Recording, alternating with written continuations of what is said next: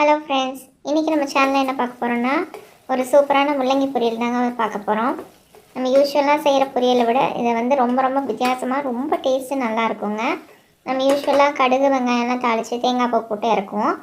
அது வந்து யூஸ்வலாக தான் இருக்கும். இன்றைக்கி வந்து நம்ம ஒரு வித்தியாசமான முறையில் ரொம்ப டேஸ்ட்டாக செய்ய போகிறோம். வாங்க எப்படி செய்கிறதுன்னு பார்க்கலாம். ஃபஸ்ட்டு வந்துட்டு ஒரு குக்கர் எடுத்துக்கலாங்க. அதில் 2 டீஸ்பூன் எண்ணெய் போட்டுட்டு 1/4 டீஸ்பூன் அளவுக்கு கடுகு போட்டு பொரிய வச்சுலாங்க. அப்புறம் கடுகு பொரிஞ்சக்கப்புறம் 1 டீஸ்பூன் அளவுக்கு கடலைப்பருப்பு, கொஞ்சமாக கருவேப்பிலை சேர்த்து நல்லா கலந்து விட்டுடலாங்க. இப்போ சின்ன வெங்காயம் வந்துட்டு ஒரு 10 வெங்காயம் போல் கட் பண்ணி வச்சுருக்கீங்க. அதையும் சேர்த்து நல்லா வந்து பொன்னிறமாக ஆகிற வரைக்கும் நம்ம வதக்கிக்கலாங்க. இப்போ வெங்காயம் நல்லா வதங்கி வந்துருச்சு. 200 கிராம் அளவுக்கு நான் முள்ளங்கி வந்து கட் பண்ணி வச்சுருக்கேங்க. அதை வந்துட்டு நம்ம இப்போ சேர்த்துடலாங்க.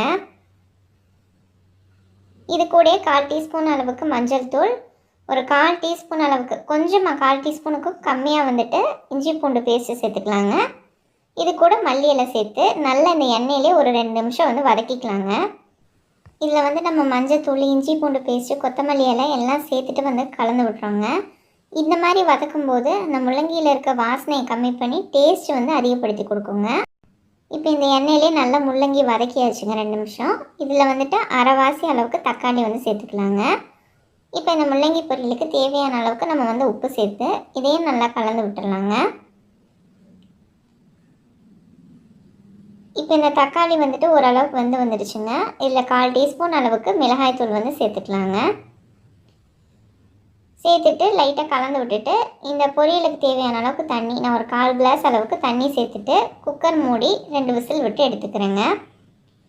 இப்போ இதில் வந்துட்டு ஒரு சில பொருள்லாம் வறுத்து சேர்க்கணுங்க.